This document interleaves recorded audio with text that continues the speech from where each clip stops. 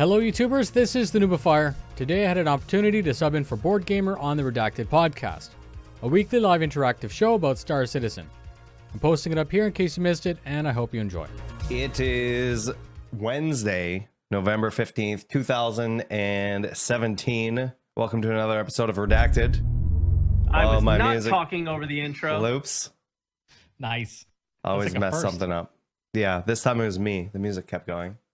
Looped over. I like the music.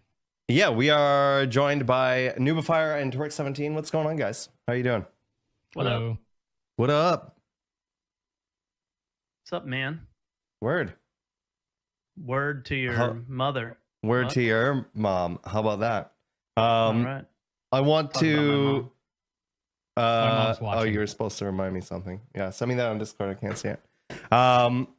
No, you did it. I was saying thank you. Yeah. So first and foremost, I put that new command in there. ! Podcast shirts in chat. We do have a sale going on for all of the Redacted shirts, as well as any of the content creators who are on the TeePublic stuff as well.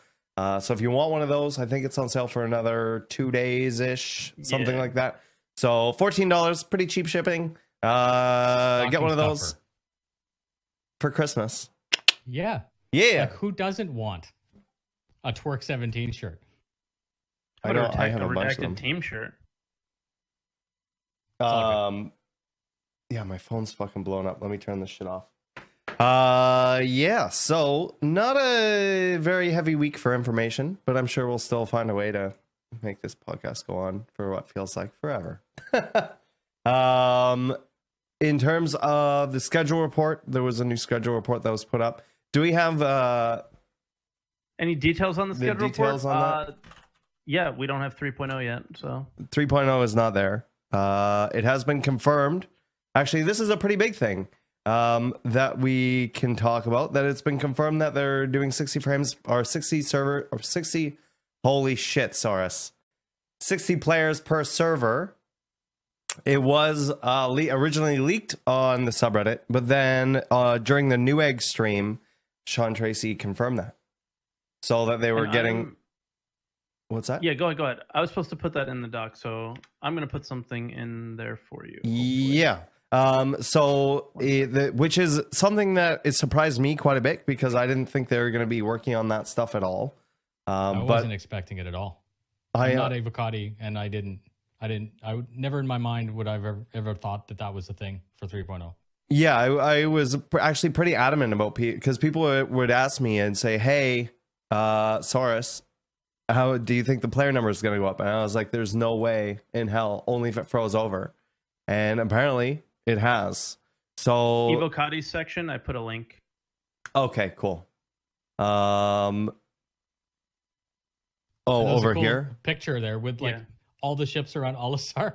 That's what I'm having. Yeah. Okay. Yeah. Congestion. So in case anybody missed this was in the email. It's pretty neat. It was pretty neat. So, and then there was another one, I believe, on the Star Citizen subreddit where they'd gone through and circled all the individual ships. There were like 28 or something of them in this picture alone. But just to give you an idea, now they said that their frame rates, I think, were around 20 to 30 with 60 players. And this is sort of something that I've had a discussion with my channel a couple times, and I'd like to know how you guys feel about it. Would you rather have 60 players with a solid 30 frames a second, or would you rather have a lower number, whether that be 48 or 30, with a higher frame rate like 60 frames? I'll let you go first, Noob. Okay, so there's two ways of looking at it. You can approach it as a new player looking at the game for the first time. Yeah. You got two 1080 Ti's and a really ripping CPU, and the game runs 10 frames per second, and you're like, oh my God, this is so broken, I'm out of here. Mm-hmm. Or you can look at the veteran, seasoned Star Citizen who's used to it and knows why it's so slow and just wants to play with 59 of his friends.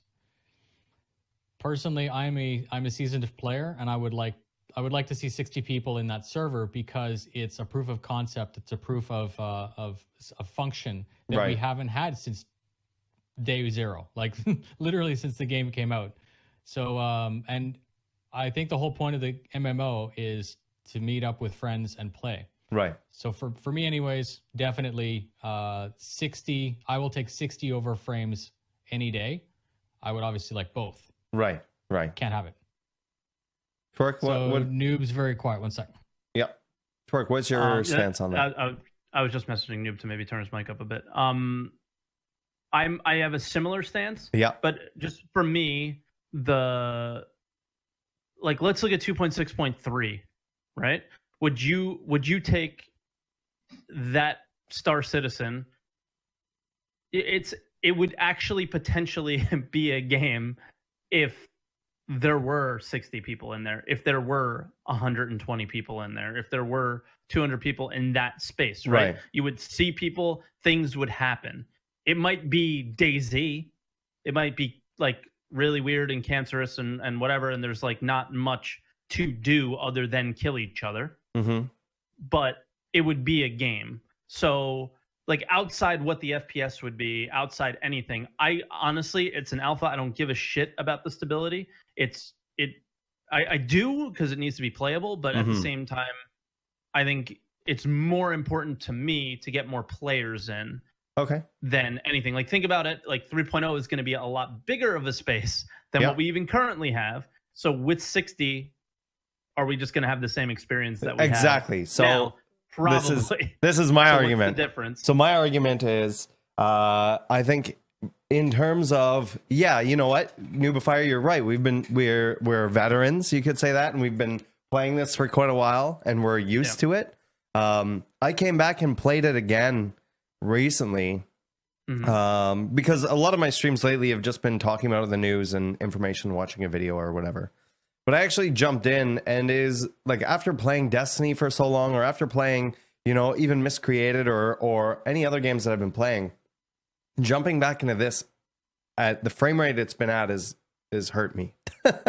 And I think this is how I look at it. I think that the number's going to go up regardless of the frame rate, right? So that's why I said, would you rather have 48 players with, say, 60 frames a second or 60? And for me, I'm going to say I would rather have the higher frame rate because of one of those reasons that Twerk just touched upon as well. 60 players and the amount of space that we're going to have and the amount of planet-side stuff that we're going to have and all of this other stuff, it's not going to matter anyways, right? That's not a bad 60 point. players still is not going to feel like an MMO. It's going to feel more like an individual server on a game like Arma or Miscreated or DayZ or whatever, where they have those 60 player caps. And to be honest, and it's 5 million times the size of that map, right? Right. So, but from an outside perspective, from anybody from that's checking out the game for the first time, or whether they're watching it or they're trying it on a free flight, or they picked up the game, or they're just checking it out again for 3.0, it's still an upgrade in the amount of players, right? And it's an upgrade to a higher frame rate that's a lot more reasonable to what most people are used to. And I think overall that would be a much better look for CIG than to get those extra 12 players in there or extra 20 players in there and have a lower frame rate. I think that having the higher frame rate while being able to do all of those missions and be able to interact with the people that are there on the server, like no matter what, it's not an MMO yet, right? And I think that that's what they sort of need to do. They need to bring up the frame rate, bring up the players, bring up the frame rate, bring up the players, and continue on that sort of trend. I would much rather, like, they could go to 120 players and have the same performance that we have now, but we don't want that, right? I have a question for you. So, both of you, do you think that after 3.0, it's the first time that you're going to get that situation where people actually want to play the game for longer periods of time, like to grind and unlock stuff like you would in a finished game? Do you think that, because right now you do it, I know you do it, Source, you go pick up the cigars or whatever and you go get your gold armor, but that's because you're a streamer. For the more casual person, doesn't really seem like a good use of time. Do you think that 3.0 is going to be the difference between that? So I don't think so. No, I don't. I'm not expecting anything different. I'm just expecting a couple basically barren moons to be able to explore and find some unmarked outposts. That's all I'm banking on. That's it. I know there's going to be a bunch of missions. I assume those missions are going to feel super repetitive as the first implementation of them. It's going to be nice to see NPCs and stuff. Missions, yeah, it'll be less repetitive than what we have now. But I'm also taking into consideration, and I am taking this with a grain of salt, where they've promised us a quarterly release cycle again. And I say I'm taking this with a grain of salt because this is now the third time that they've said that they're going to stick to a cycle for releasing patches. And even if it's half of the time of what we've waited for this patch, I will be able to find things to do and stuff like that. That'll be okay. For me, another what's that? It would suck though. Obviously. It would. Oh, of course it would suck. Yeah. But the thing is they've told us this before. They told us they wanted to do a monthly update, and then they said they want to do a quarterly update before. Now the only difference in between now and then is the fact that we now have the Delta patcher, and we know that that's working fantastically. So it's a big difference. Yeah, I mean it's definitely a big difference, but it depends if they're organized enough on their end to be able to get those things that are ready out in time, or if they're going to be delayed, or if it works out to, okay, maybe they hit the first one or the second one they're a little bit late with, whatever. Let's see how well they are able to stick to the schedule, right? Because at the end of the day, it is development, and they want to have a large release every 4 months or every 3 months? Every 3 months. So if that's what's going to happen, and everything is staying on track with what they want to do, and have the stuff put in that they want to put in, then we should be fine. I don't ever want to see a wait like what we've just had. And the thing is unfortunately, this is the what feels like the third time I've had to say this, because every summer it gets longer and worse, right? But at least we know why. We know why, right? We know why, yeah. No. I think I was going to go somewhere different than what you were thinking.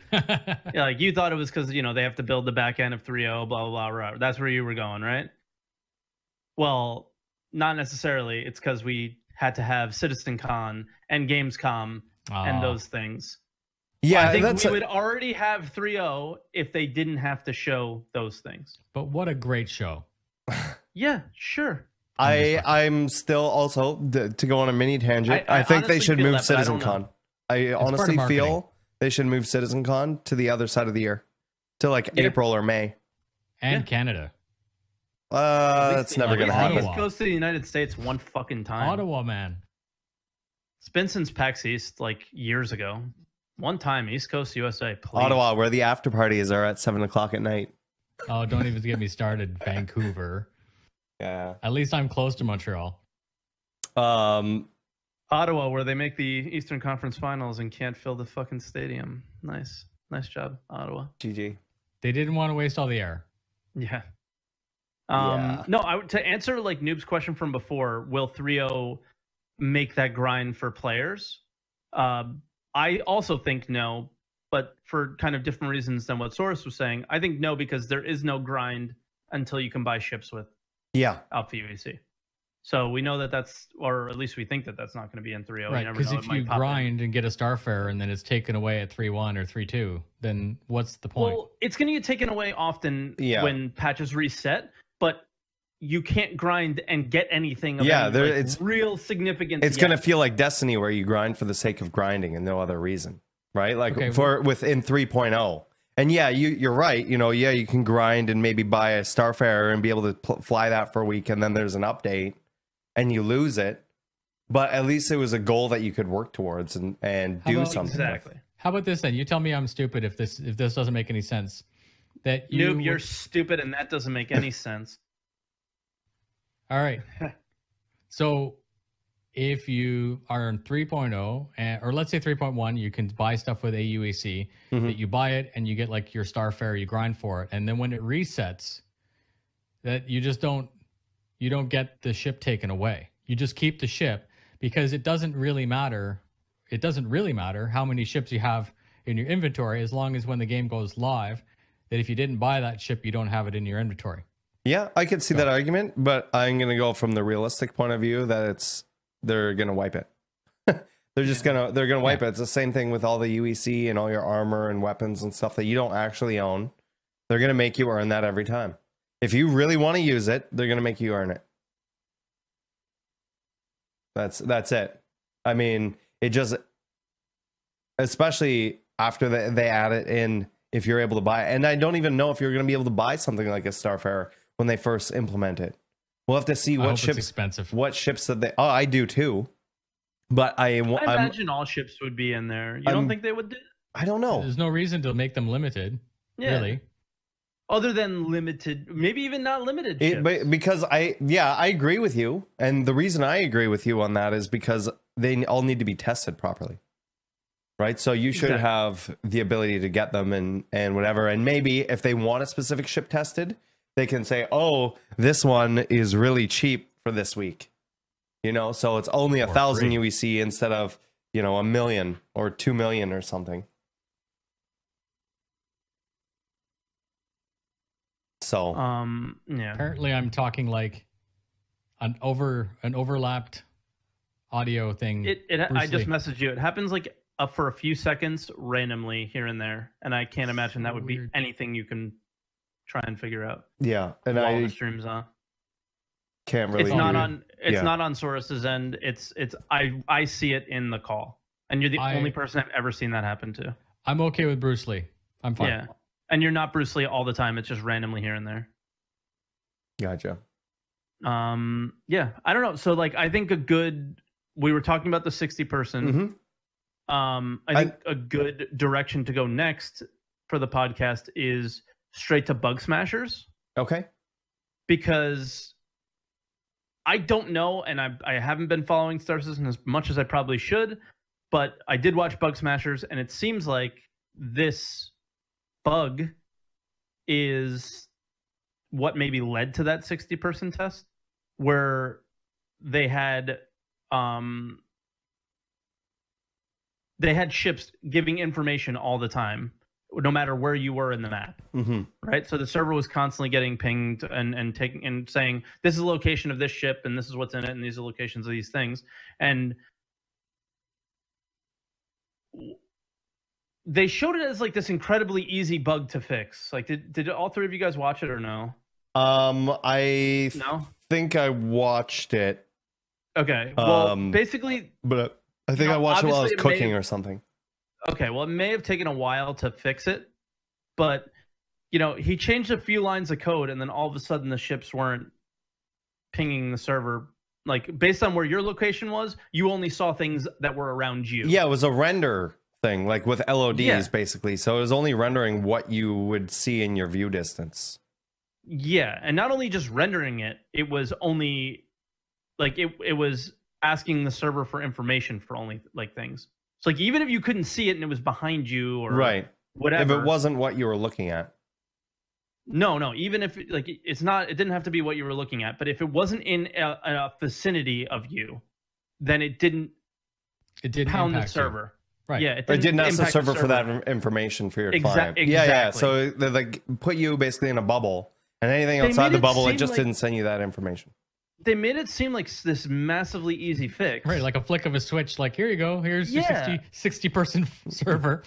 Yeah, and I'm like, was it that easy, or was this something that had been like, this has taken this long, but this is, we finally figured it out, and this is what it was, and it took, I don't know if it took like certain, like achievements with items 2.0 or like all right, like object container system progress and stuff like that. And that's what I think, right? Progress. Is because you have your network guys and all of that stuff working on it, and that's all they're working on, right? Is the network stuff and whatever that's gonna help optimize all of that stuff. So if they figured out how to do that bubble and how to make it so it wouldn't render all that the stuff that's on the server, right? Because remember, we were getting a lot of stuff, even some of the bugs before, where we were hearing lasers being shot from across the map or explosions and things like that. Or audio cues from like missions, remember? Right, like for a mission that someone else is doing. that you should. Pirates would just magically just yell in your ears. So there's all sorts of weird stuff like that. It was sending all the information from the server to everybody all the time, and that was one of the main reasons that the frame rate was so terrible. While only at 24 people, or I keep saying the wrong thing, at 24 players per server. And yeah, so I don't think it was as easy as, oh, hey, it's a switch. I think it's more of, oh, hey, we've done a lot of stuff in the background to get this object container streaming stuff in and all of this other stuff. And we found a way to optimize this part that we can put in without having to put the rest of the stuff in yet. And let's check it out. They tried it out. It works. Fantastic. Cool. Let's keep on keeping on doing what we're doing. Yeah. Because, I mean, just this Bug Smasher was like, boom, it was fixed. And now look. It's not updating, and it's like, whoa, okay, cool. And I feel like this Bug Smashers was like, hey, this was the achievement that made it work, So maybe. I can't wait to try it. Yeah, it should be nice. I mean, who knows? Maybe by the time you get to try it, it's something's broken. Or I know every time, like I've played Evocati, which is obviously just crazy massive mess, and then it goes to PTU and it's like, wow, this is like really smooth and like really looking good, it must be going to live soon, and then it pushes to live and it's just like a fucking shit show. Do you think that's because for frame rate specifically, the server hardware, they used to have it at LA, and they would have an Evocati build on the old server, and then the live server was where the PTU would go, you remember? And obviously all that's gone, right? So technically whatever hot mess comes off of Evocati should be exactly the same hot mess that goes to PTU. Yeah, it should all be on the Amazon servers now. Right. Hopefully. So that... Because I know every time we had a patch, it was just like, for whatever reason, that live push, the frame rate would always not be as good as that last PTU build when you were like, damn, the frame rate's so good. This is it. This is it. Magic. It's going to be great. And then it's just like, it's shit every time. And you're just like, wait, why does that happen? Like, that's one of those things, like, I'm not a game dev and I'll never understand. It was always that live push. And maybe it's because, like, I play early in the morning and there's nobody in the server, right? But even though I play early in the morning when it's a live push, there's going to be people playing all the time. That must be it. That's, like, the only thing that I can think of. But it's just funny. I'm always curious how that whole thing worked. Because it's usually the same build that they just push to live, I think. Like, they don't change anything and they just put it there. But maybe something changes. I don't know. Just a reminder for anybody who is... I've seen a couple people direct questions to me or to the podcast in general. If you have any questions, ! question in chat. Click that Google link there, fill out that form, and we will get to those questions at the end of the podcast. So just a heads up, I'm not going to respond to individual things in chat. So if you could just fill that out, we'll get to those at the end of the podcast. Thank you so much for this public service announcement from What the Fuck is Horus. I have a question. And Torque, I know you probably can or cannot answer this, so whatever. There's been a lot of chat lately about when, obviously, we expect PTU before Christmas. Like, I was actually going to just ask the same question that you're about to ask. Yeah, because what we were just talking about has actually triggered that as a question. Do you guys think that they're going to get... Do you remember in the 2015, 2016, they always launched something crazy at Christmas, and they being CIG. I know they work 18-hour days. And even if it's not fully ready for PTU? Right. And they wanted to launch the Cutlass and like the Baby Persistent Universe was one Christmas gift that we got. It was like the 11th hour just before everyone went away. And then they even stayed after. Some of them stayed, yeah. Right. To make sure that it was as good as it could be. And it worked really well. It was mind-blowing. So I don't like to say that I get into the... I don't want to seem that you don't I'm want to guess when PTU is coming out. I don't want to set it that I'm expecting it now. It still should be a surprise. However, do you guys think that we could expect if they something don't, like that? People are going to lose their fucking minds. If they don't put it to open PTU before the holidays, yeah, it's not going to go over well. Because how long has it been on Evocati? A month? It's been on Evocati for a month and a week, I believe. Okay. And we still have like lots of time. I mean, I yeah, know there's we're still getting down to all of this month, right? month We and still a have half, half of this right. month, and then we have all of like up till what, the 20 something of December. Yeah, the natural clean break will be either the 16th or the 22nd.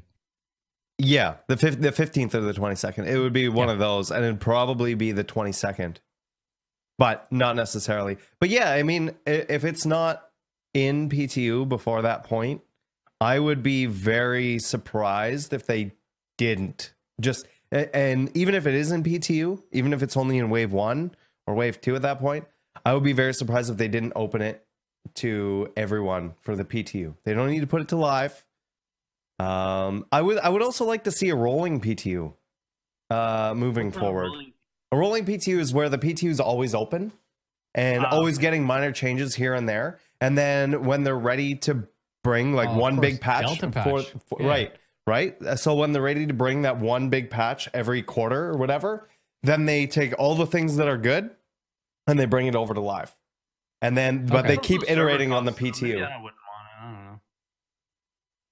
Well, I mean, it's server costs. I don't know. But the server costs are the same though, right? Whether you chunk, because with the Delta patcher, what they've said is they're able to break down those patches a lot smaller. They're still going to have to send that information out regardless. No, I mean that they have to have extra servers open and different. Oh, I see what he means, because he's saying you need to keep the live servers open while, like, you can't just drop. And I don't know what those costs are, but right. Well, I mean, when the PTU's open, the live servers are always up, right? And then the PTU's open for a portion of time, but to me, it would make sense that the PTU stays open moving forward. I had something. Oh yeah, that's what it was. Sorry. The thing also was, if it goes live or PTU before Christmas, you got everyone's undivided attention. Everyone's on vacay. Everyone got brand new graphics cards. Everyone wants to try out the new, and you want to load test some servers and see really what's going on. That's one way to achieve that for sure. Like, obviously, I can't give any indications of what I think because I play on the PTU, right, or on the Evocati or whatever. But which is still a form of PTU. Yeah, sure. But you obviously know that it's crunch now. They're crunching. Right. Yeah, of course. We know that they want it out. We know they want it out a month ago. Right? Yeah. Obviously, these things take time and all that other stuff. But I would be very surprised, like I said, if they didn't just say, okay, this is what we have for the holidays. Especially for the holidays when people are going to be gifting the game to people and all kinds of stuff as well. But yeah, I mean, the thing with rolling PTU as well, to get back on that train, is literally every other game does it. Even small indie games and stuff like that, right? All the way up to big games like WoW. But most of those games are released? No. Even games that are in early access. Like, I know PUBG kind of does it. Yeah, like PUBG has... Well, that's a whole nother that's a different they have beast. So much money, it doesn't matter. Yeah, but I mean, there is other games that do it. Yeah. Right, and it's sort of irrelevant on their size or how big their studio is and stuff like that. Yeah. Yeah. So I mean, if it was a rolling PTU, me personally, and probably as content creators, we'd probably always be on the PTU, right, to see the latest changes and all of that stuff as well. They would also be able to make those changes faster. They can do some balance tests. They can do a test on a weekend where it's like, okay, we're going to make all armor the same, or we're going to change the damage output of these weapons, or we're going to do this. So let's do this test on the PTU on this Sunday or whatever. And they can start to test the balancing stuff now as they're I think they can get a lot more feedback from the community on smaller things doing that. Yeah. And make small changes to and the people who just want to play the game can just play on live. Yeah. You know, and they can do what they want. And the PTU is, they can do it for the heavy testers. Whether that's even open to all PTU or everyone for PTU doesn't really matter. It could be the first couple waves that have access to that. You know, maybe it's like, we want to test 120 players a server this weekend. Yeah, we know the frame rate's going to go down and it's going to tank, but we want to test it out and see any Whatever metrics we can information. get. Right, exactly. But if you don't want to deal with that, you can jump over to live and play live with, the better frame rate. And So on the subject that you just had, which is a focused, basically almost like an Evocati PTU, where they want to find information about a specific thing. right. Wouldn't it be interesting that during the splash screen when it's loading, it comes up with, we just changed, 227 to more damage. Can you go test that? Or, you know what I mean? Like, we just added more SCM to the Starfare. Can you go give us your feedback about it? Pretty much, not a challenge, but a focus, right? If you're out there just screwing around in the PU, tell us what you think about this thing that we're interested in. Yeah. Okay. Yeah, exactly. And that's what I'm saying, right? Yeah. Is they're able to do more of a case by case. Like, instead of saying everybody on live, everybody who spawn their M50s, they could just give everybody an M50 on PTU and say, okay, here, everyone spawn it and do what you want. Yeah. M50 jousting. Yeah. Yeah. So, All right. Can I go off on a little bit of a tangent? What are we going? Something completely different than what we're talking about. Yeah. I want to congratulate Xylo Okay. on his recent engagement. He got engaged yesterday. Congrats. So everybody claps in chat. I don't know if we have claps in chat. Do we have any ring emotes? Is there any? I don't know what we don't have an emote menu anymore. Better to I do. everything. In the pop-out chat, Oh, maybe. I do. Oh, really? Sweet. Yeah. Why don't we just dude, spam I do. Xylos? Here, look at this. The Totino's ring. That'll There you do it right there. go. There. So yeah, congratulations. I think I have a gamble ring emote now. So I don't have an emote for Xylo's fiance, so I'm just going to use some Captain Richards. There you go. Yeah. Congratulations, Xylo. Hey, there's a ring. Yeah. Nice. Yeah, it's a Twitch wide emote. That's why I wanted to check. Yeah, that totally wiped my slate what we were talking about. PTU. Moving Rolling on. PTU. Live PTU. Yes, moving on. Nubifier, you've been looking at, and we know that there's a new matrix, ship matrix in, right? And Right. you've been looking at it, and I know you have some videos that are coming out. Yeah, so I've already done 3. Was looking at the Gladius, which is super exciting because to me that's the one ship that I think is going to be a focus in Squadron 42. The Vanguard, which is everyone's love-hate relationship. They love it, but they hate where it is. Right, they love to hate That's it. pretty They much hate to where love most it. people sit it. Right. And then the Hornet, one of the more popular ships in the verse. So the whole point is we got the new ship's stats page updates, which is very well received. We've been asking for that for so many years that now it's here, and we're like, wow, this is awesome. Right. And then a lot of people went and looked at it and started to notice little errors, and we all get it. It's Right. supposed to. It's not perfect. It would have been nice. Always hindsight, it would have been nice if it come out perfect, but that's not possible in an alpha game.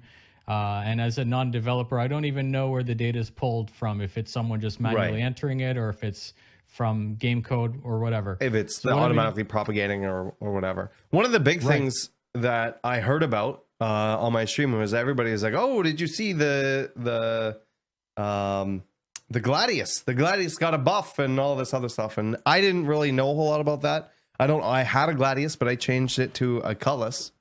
I'm telling you, man. But I did too, and I'm regretting it.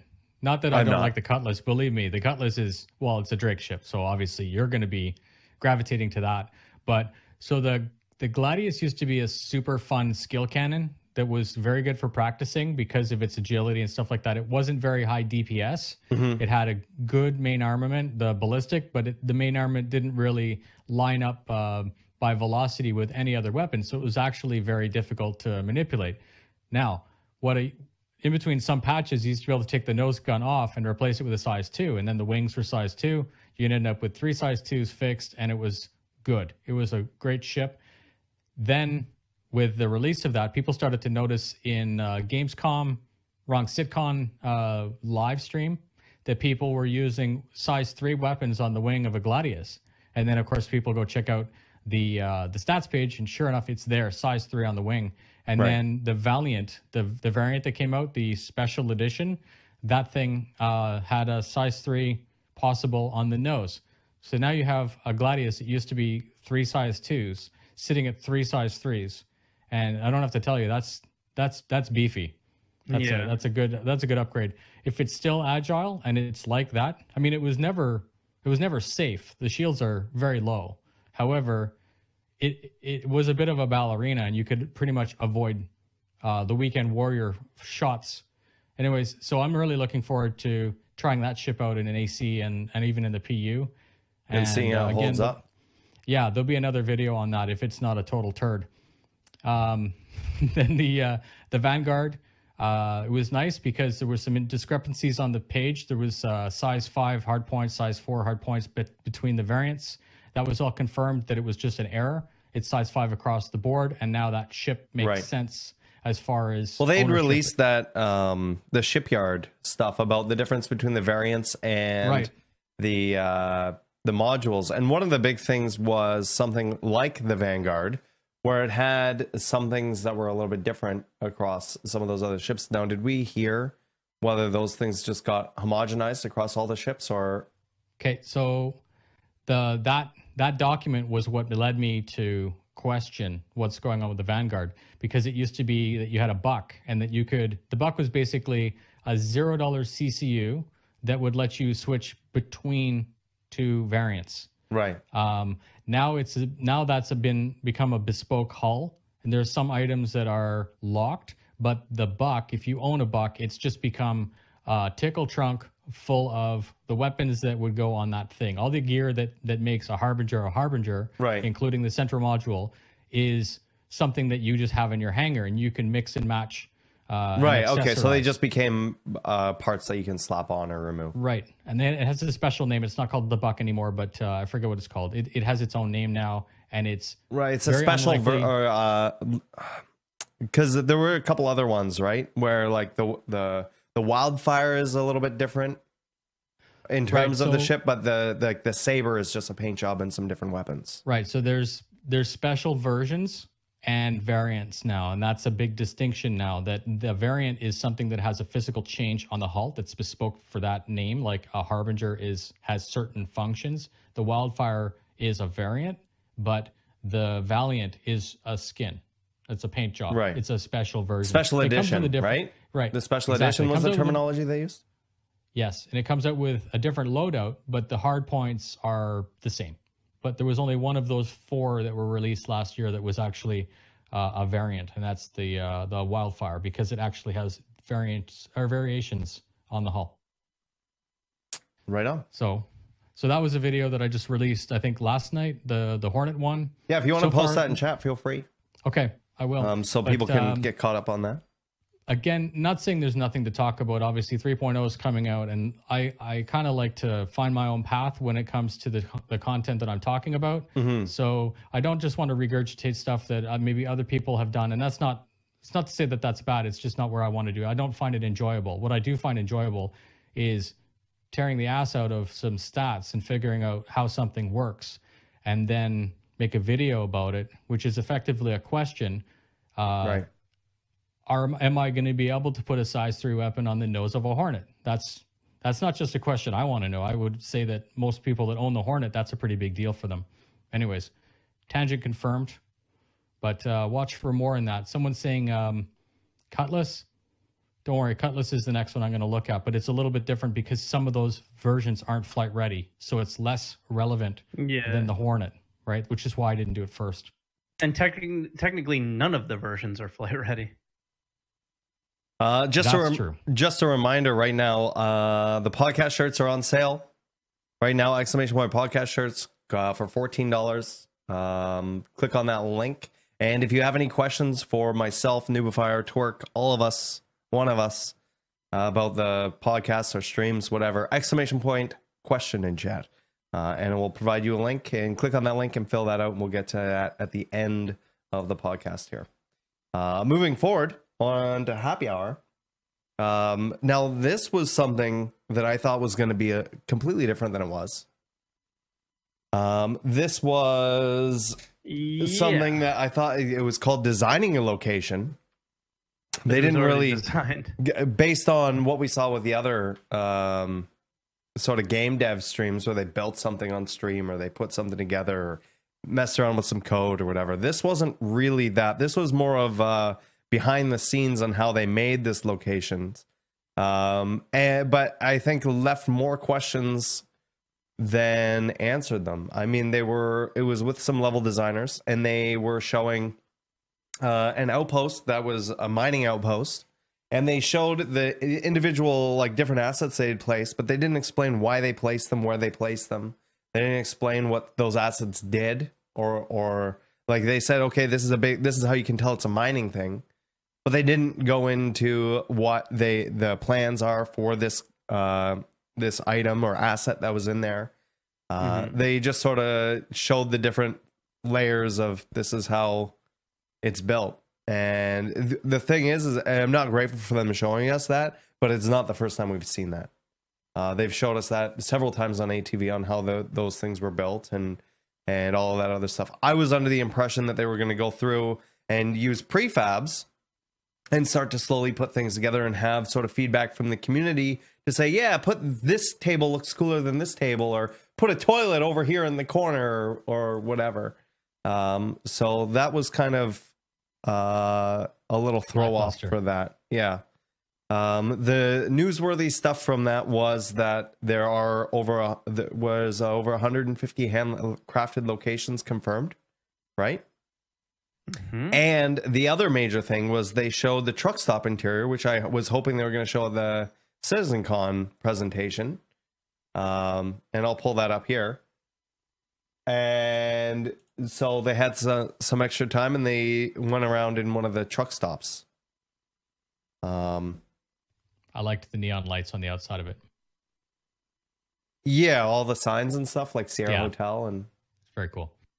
And everything. So yeah, it sort of showed us what they had, but it didn't really show us the game dev side of things, I guess. Did you guys have any sort of feedback?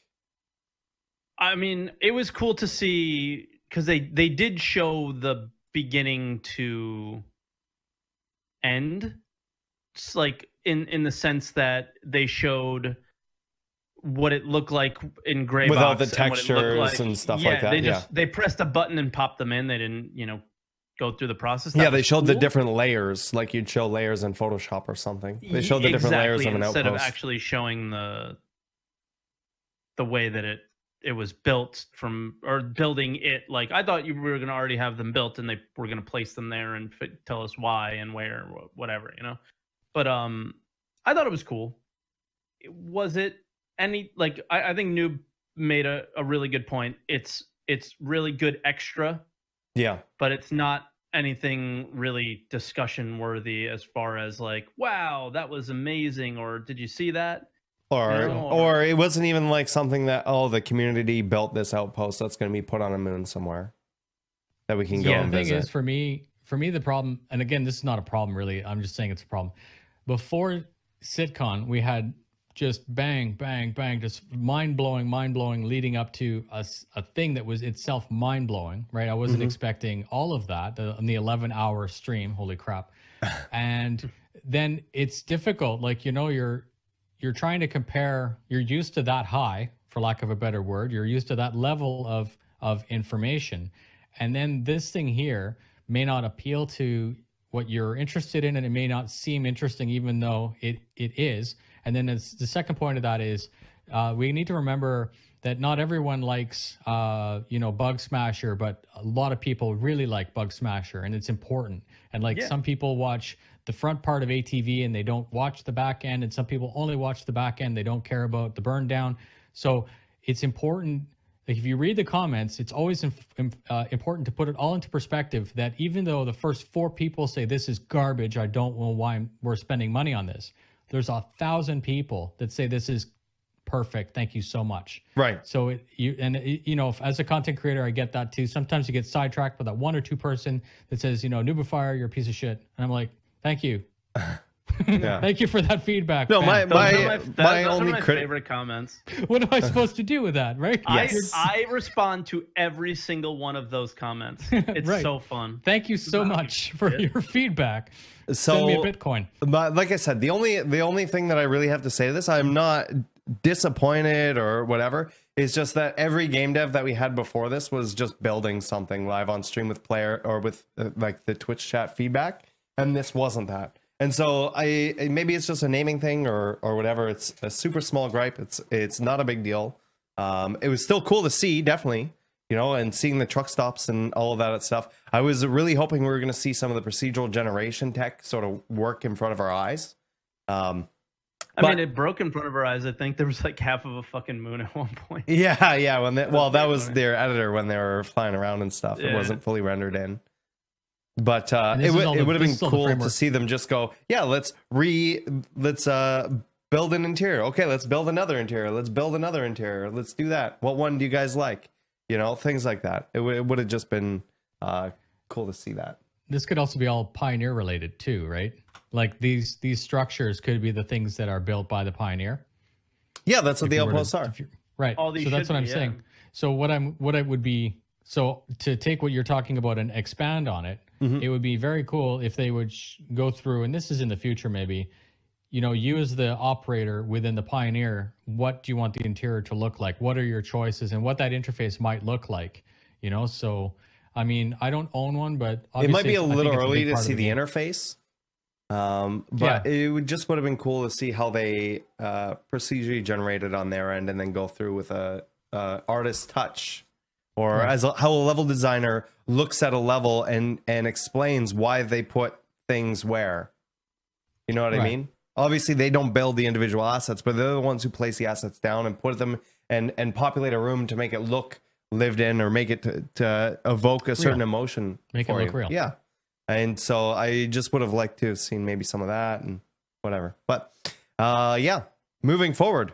Again, another quick shout out to our podcast t-shirts and questions, ! Podcast t-shirts and or ! Podcast shirts or ! I added more questions shirts to that page.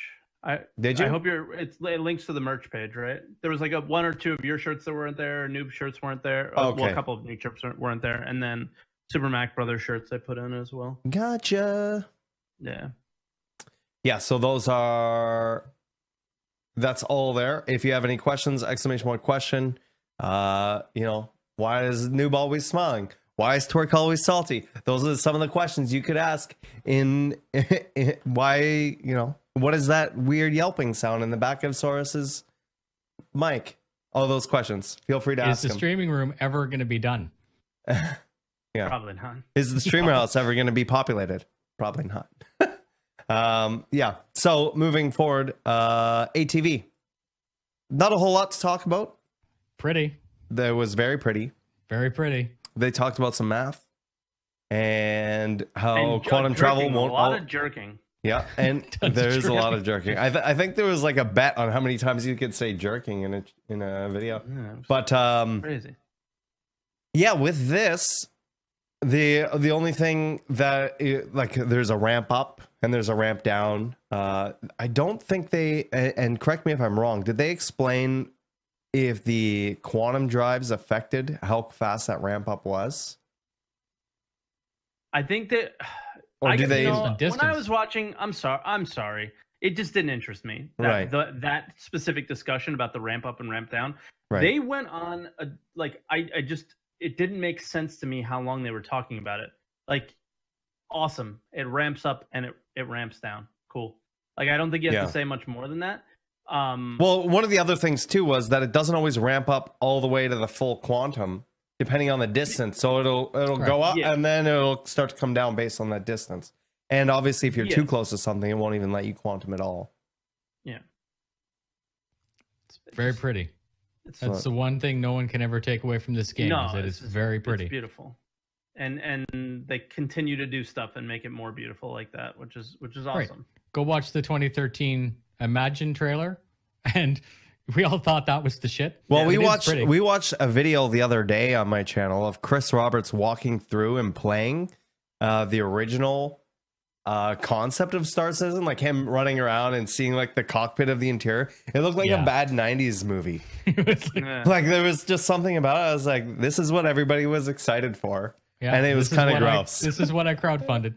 Yeah, it was. I mean, I backed well after that, but it was like, ooh, very interesting. But yeah, I think that's it. I don't know if there's anything else you guys want to go over before we jump into questions. No, I think Fall was on Citizens of the Stars. Our friend Congrats. Friend of the stream. Yeah, he did a good job. Other than that, I don't really think there was much else to talk about. We mentioned Silo's engagement, and yeah. That's all I got. A light week. Light week. I mean, it's I feel like it's going to get lighter and lighter in the coming weeks, just because we're getting closer and closer to 3.0, and it's just and then we're going to have a dump. The news. Well, there's anniversary. There's anniversary live stream. Anniversary stream. Holiday live stream, and there is lots of stuff to talk about in the future. But we can talk a tiny bit about the anniversary live stream. Let me bring up the email because I closed it by accident. Next Friday. I do know that. Are we doing our regular thing?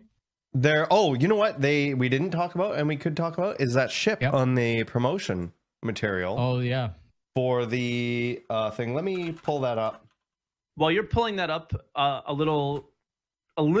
tiny bit of clearing up from last week's discussion about the reoccurring show thing with CIG staff. In the email, it says request for staff appearances. As our community continues to grow, so does the number of interview and appearance requests for members of our team. To support requests equally, which is a key word in what we were kind of discussing on the stream, we are creating a process for you and will provide details as they develop. So that doesn't mean CIG devs are not allowed to be on podcasts or shows at all. It's just there's going to be a formal request now, and it's going to be easier for people. Right. It sounds like I've got one point about that, and again, this may be take this completely out of context if you like, but I got the impression that message applied to one person, only one person, really, one show, and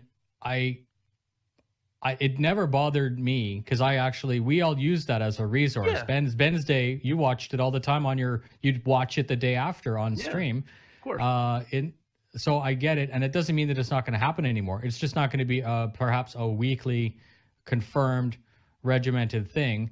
And I do like the idea that it's more open and that more people may have access to Ben, right? It's not just one person all the time talking to Ben. But again, if you want to talk to Ben, that just means you have to go through the process and ask for Ben. And that's also not to say that like Ben's Day has to stop, because she can put in the request every week and Ben can literally deny every other request and just go on the show. Right. So it doesn't really change anything. It's just words, really. But the fact that the biggest news is that they're putting something formal in, and which is good. We as the Redacted podcast and someone else as their podcast can do. They all have access. It's an easier way to do it instead of being like, oh hey, this person popped in my chat. Can you come on? And then putting it on them. Things like that.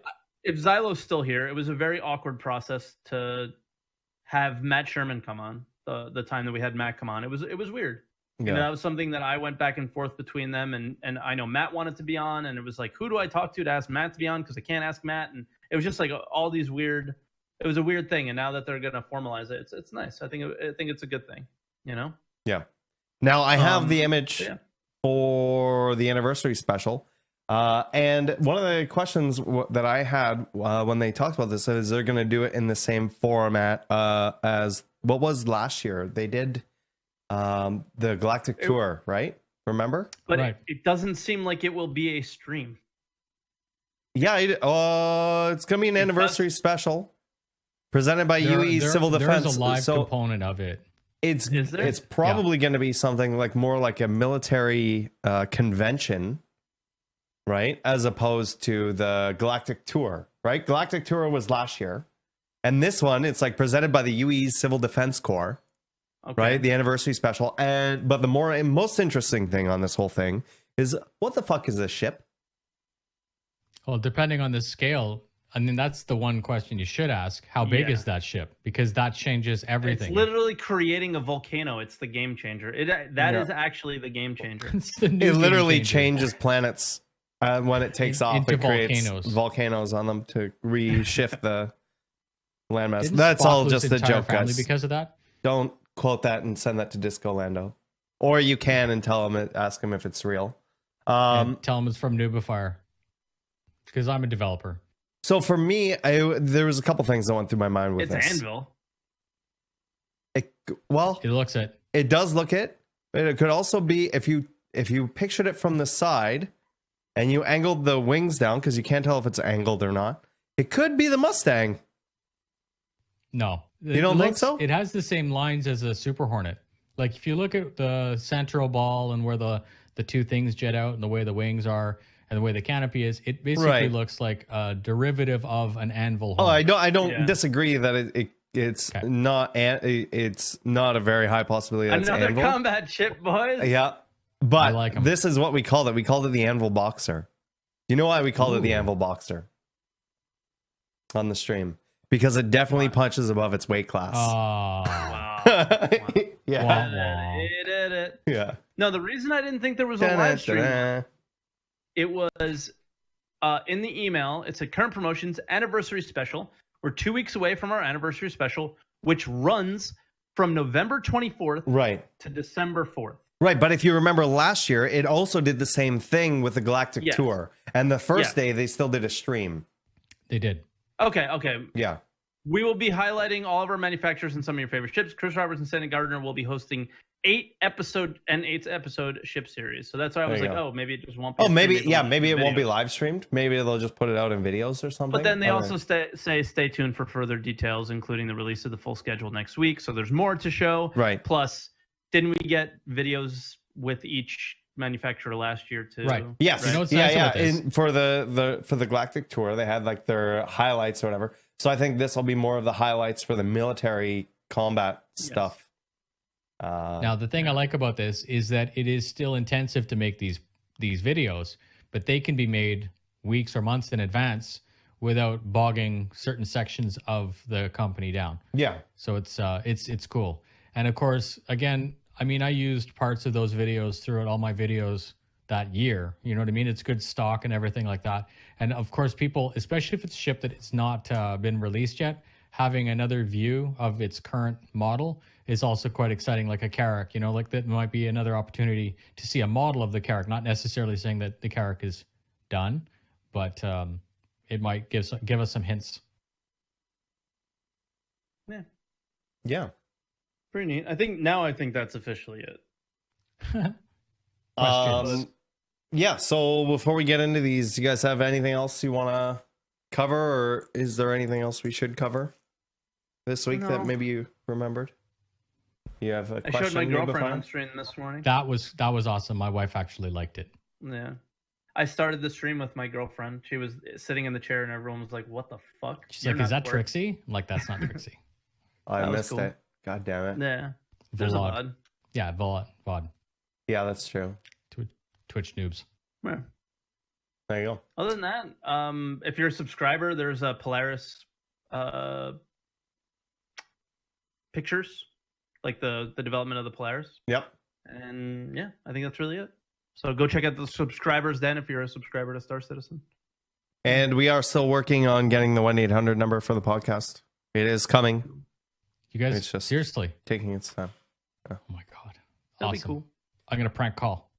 Yeah, it'll be. You can try. Let me know how it works out for you. All right. She looks exactly like the Hey Guys emote, by the way. Oh, there you go. She has her own emote. Perfect. Yeah, there you go. That's like you, Twerk. You had your emote before you had emotes. Remember? Dog face. Dog face and Hey Guys. Yeah. Yep, there you go. First question's from Uriah New or Uriah GNU. And they ask, how will bounty hunting game mechanics work? E.g., how will you subdue, capture, and transport a player NPC? Thanks.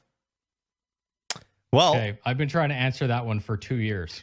The game mechanic is not in yet for bounty hunting, but we know that some of the ships have, and like the Cutlass Blue and the Avenger, Stalker, I believe, have cells in the back of their ships. So if it's not a dead or alive kind of thing, and it's an alive only, that is going to be part of that mechanic, is capturing them and putting them in there. How that's going to work with players is still up in the air, because they don't know if they want to punish the player by putting them in there, but there's also a large amount of room for trolling with that and just leaving them in the back of somebody's ship. You go for supper, just leave your ship floating there with a dude in the back. Yeah, and then they're kind of borked. So in terms of having to subdue and capture them, they do have non-lethal weapons coming in. For example, there was what was it that came with the Cutlass Blue? I have it. Hang on. Baton. It was the electric baton, right? Yeah, like Demolition Man, remember? Yeah, like an electric stun baton, kind of like a mixture in between a police stick and a taser. And they also had the cuffs. Yeah. So there's those kind of things. In terms of how you're going to actually capture them and where you can capture them and the laws on different planets and stuff like that, that's all up in the air. We don't know how that's going to work. Can you just go and use stun baton on anybody walking around Area 18? I hope so. NPCs you just see them like buckle over, just random people. God. I'm just gonna run up to people. Get on the ground. Yeah. Don't look at me like that. You're under arrest. We don't even know how sprinkle a little bit of crack on them. Like how. So on the subject of bounty hunting, we don't even know how we're going to be able to apply a bounty to someone. Are they going to have to rung you first? Can you just say, screw it, I got $1 million, not doing anything, and I want to put a bounty on Twerk for no reason, right? That's going to happen. But again, so to answer the question realistically, there's so many variables on that one subject that I haven't bothered to make a video on it yet, because I spent about 10 hours thinking about it, jotting notes down, and it just doesn't make sense yet. So we need Tony Z. Please, Tony. Yeah, we need some more deep dives on some of that stuff. Yeah. I mean, technically there's bounty hunting in the game now, but not end game bounty just hunting. killing them. It's like a wanted level. It's a wanted dead, please. Yeah. Yeah. It's literally the only gameplay you can get in 2.6.3 is become that beyond the collecting, the highest wanted level, and then see how long you can survive. Yeah. Yeah, it's a fun game. It is actually pretty fun. Our next question is from Catafor, and this is a longer one. He says, if you're going to have beacons that can call out a distress signal, then you could probably use it as bait if you're a pirate. They talked about that, yes. The problem is that as soon as you get killed, blackmailed, you know the pirate's identity and can write something on Spectrum about him or she. Do we know that? Well, yeah, if you got killed by someone. Well, no, but unless, I'm assuming that you wouldn't just be insta-killed. Right, so you would see who's shooting at you, maybe, if you're paying attention. Sometimes. Yeah, sometimes. In Star Marine, for sure. Well, actually, you know what? It depends on if you have to get out of your ship or not. If you have to get out of your ship, then you won't see them, who it is. Because you're not going to see the name above them. But if you're in your ship, you're going to see their ship. So, yeah, maybe. Do you think we should be able to buy false identities so people don't know who you are, or you should be able to hide your name in-game? That may be something you get from one of the black market areas and Spider or something like that. We know that they want you to be able to spoof VIN numbers for your ships or registration numbers for your ships so you can reinsure them, like a stolen ship and stuff like that. I mean, it's a cool idea. I don't know if we're going to get it. I think it's a cool idea. Like, what if you become like a really, really like well-known infamous criminal, and you don't want to be anymore? Maybe you can spoof your identity somehow.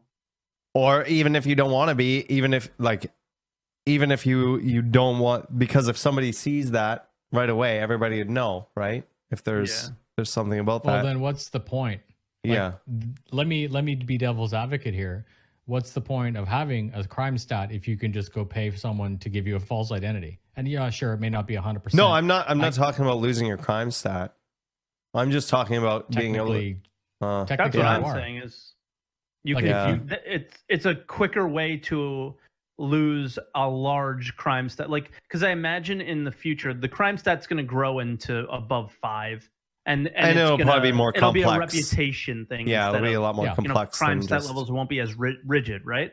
But I do imagine that in certain situations you might not want to be a criminal anymore, and there might be a very expensive but faster way of removing that crime stat. How about just pay off the bounty?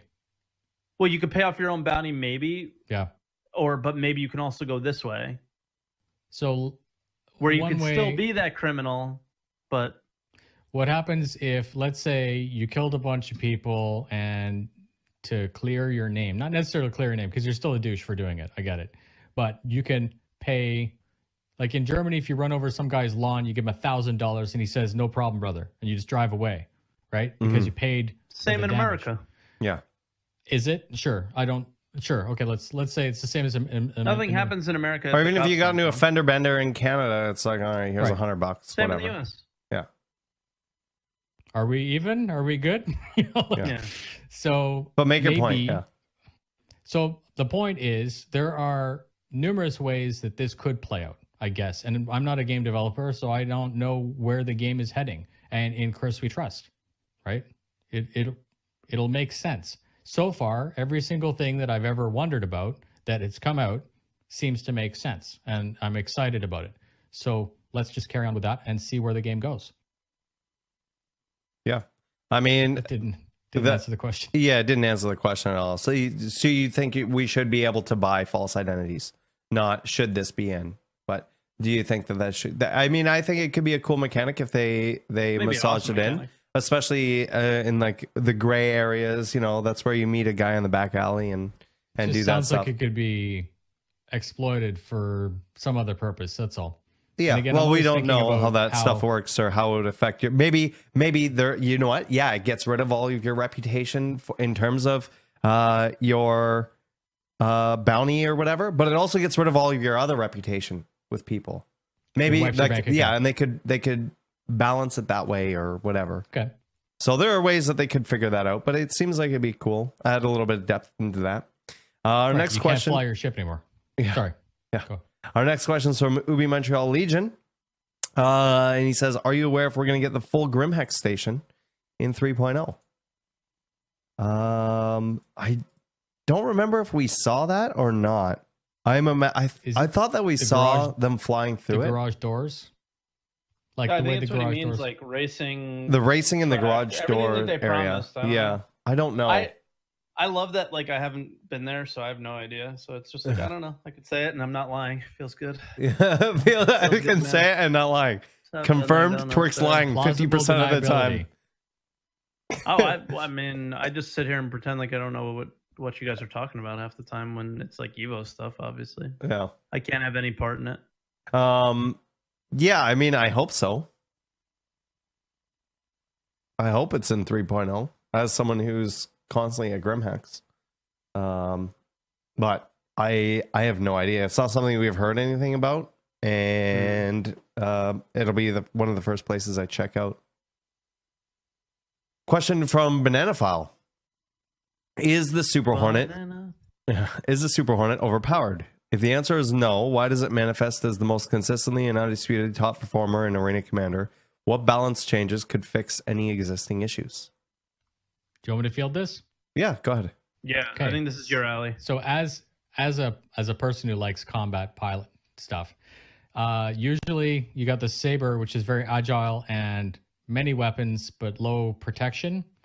If it was Saber on Saber, no problem. But even equal pilots, one in a Saber and one in a Super Hornet, for example, the armor alone just takes longer to get through. So the Super Hornet will win, usually.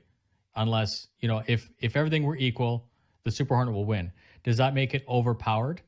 I don't think it necessarily means that it's overpowered. It definitely is popular, and it's definitely very high survival rate. But it does have a lot of negatives. And if you had...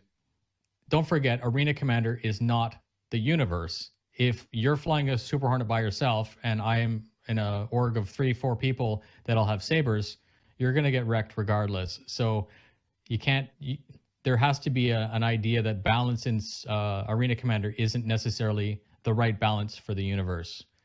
But I do That's think it's very true. I do think it's very strong. It's a very strong ship, and that's why people gravitate to it. It's the meta, most effective tactic available, meta.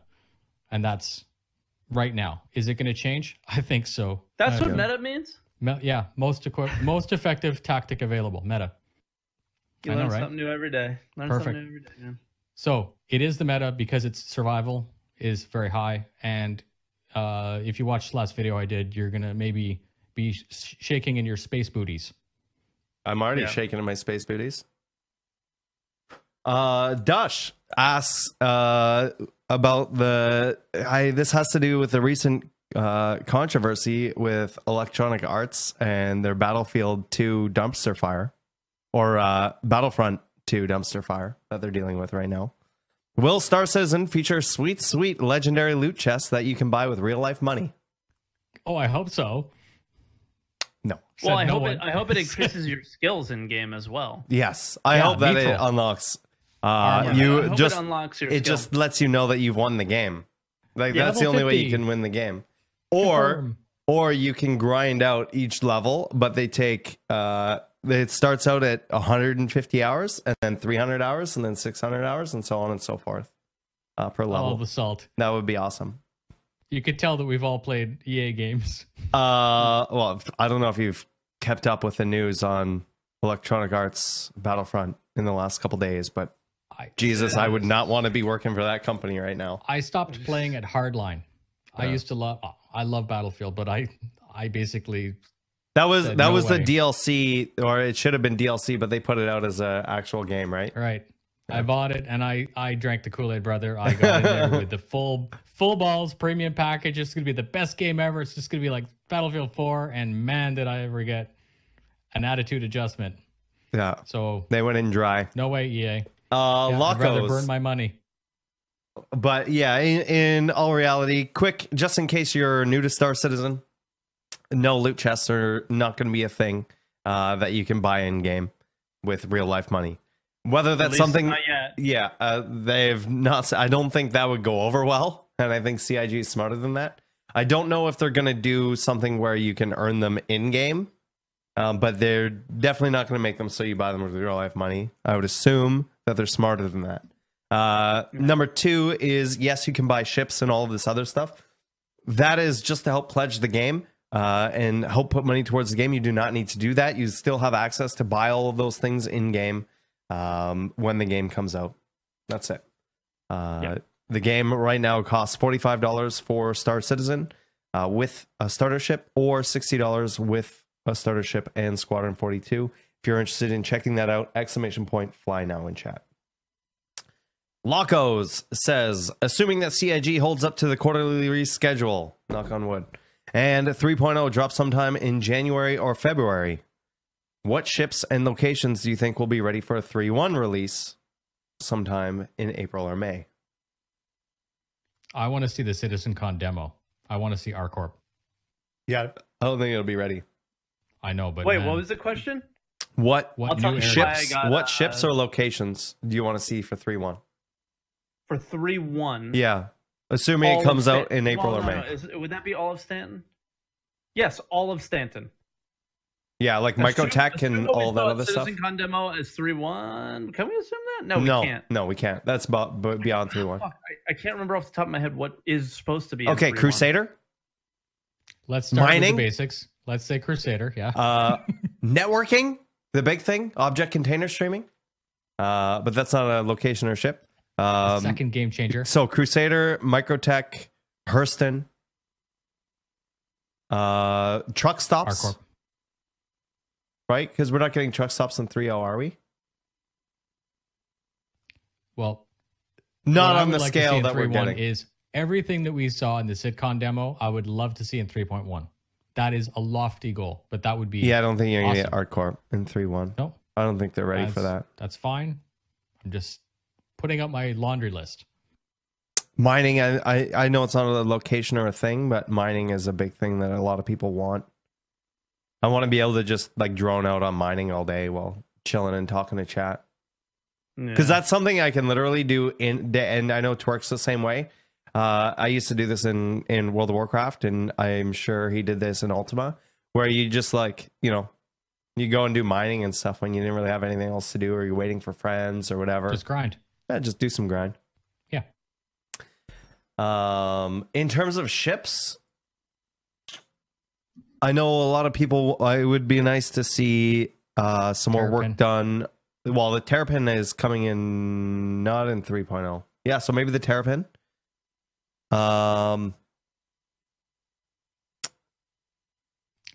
Prospector is supposed to come more with work on the 3.0. Buccaneer, although not the Buccaneer, the Banu.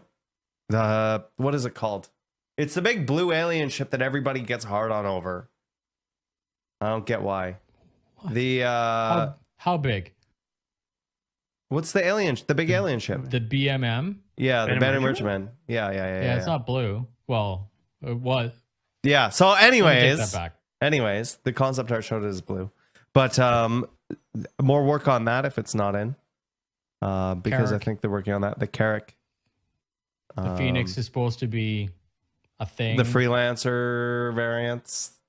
Don't get me started. Hopefully, the Cutlass variants. Caterpillar modules. Matt Sherman, where are you at? I literally, every time he comes to my chat, that's the first thing I say. Even if we're playing like a completely different game, I'll be like, so Matt, I'll have him in Discord. We're like, what about those Caterpillar modules? That ship has so much potential, man. I know. Yeah, our next question's from JTech 2015. Hey guys, longtime watcher, even from the very first podcast. Love all that you do. Oh, so you remember from day one, man. Hey? Yeah, I appreciate it. My question is, do you think that later on, when they work on the rep system or after release, that we might get animation posters that differ based on reputation? Say you have a high military rank. Poses? Maybe. Well, what does he mean by posters, do you think? I am not sure. That's why I was gonna finish reading this, and maybe it'll make sense. Okay. Well, say you have a high military rank, so your character stands up straighter and has a slight animation tweak. Posture. Yeah, poses or posture maybe. Versus say an outlaw who might slouch a bit more. What are you saying? Outlaws are lazy? I think it might be interesting to kind of get an idea from someone just by looking at how they walk or how they hold themselves. Again, thank you for all you do, and keep on keeping on. Yeah. It would be neat to, well, not even to have that based on like a reputation like outlaw or military, but something that you can just choose as a player. Right. Because, I want to walk like a swagger. I want to walk like straight up. Yeah. Like, for example, I noticed my brother once in a mall, not because I recognized him from anything, but I recognized by the way he was walking. And there's some people that are just like that. You can just recognize there's just minor things about it that you can do that. Maybe, but I mean, how much more work is that for the animation team and all this other stuff for what? Like, what does it bring to the game if you actually do that? And the real answer to that is probably not, because it doesn't really seem to bring a lot to the actual gameplay for the amount of work that's involved with it. As we know, we still don't have the female in, and it's a lot of animation work to do that. So if you're going to change, a whole animation set based on how they move around and walk and carry themselves, I just don't. If it brought something to the game and added more gameplay to it, then sure. It definitely brings something to the game. Well, I mean, it makes it walking the same way, right? It makes it more. It adds diversity for sure. Yeah, but does it make the game more fun to play? And is it now? And not even that. Does it make the game more fun to play compared to the amount of work that it'll take to implement it? Well, that's okay. I don't know how to say this without being rude, though, but that's a shit response to that, because you know what game you're playing, and the amount of work that gets put in for the stupid things that are in the game now, right? Because they look amazing and because they add for immersion is Star Citizen, is the reason that you play the game. So like again, I didn't want to be rude, but I don't know how. No, that's fine. That is Star Citizen. That's what you expect from it. That's what I would want. Sometimes that's what I would want from it.